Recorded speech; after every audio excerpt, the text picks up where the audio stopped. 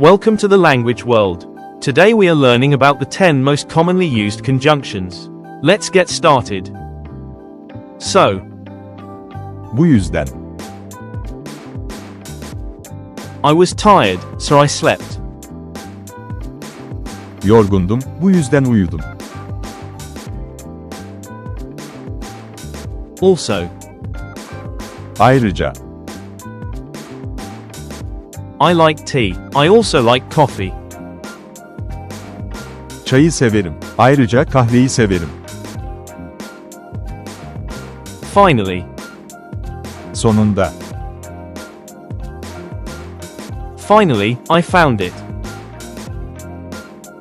Sonunda buldum. Anyway, Her neyse. anyway, let's go. Her neyse, hadi gidelim. Before, Den önce. wash your hands before dinner. Akşam yemeğinden önce ellerini yıka. After, Dan sonra. we can play football after school. Okuldan sonra futbol oynayabiliriz. As soon as, Iremaz. call me as soon as you arrive. Varır varmaz beni ara. As long as, Diği sürece. you can stay, as long as you want.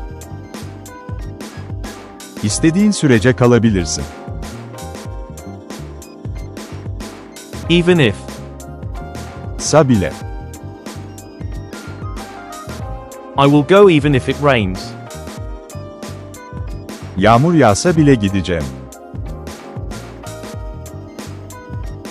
Actually, Aslında. actually, I don't know. Aslında, bilmiyorum. Quiz time.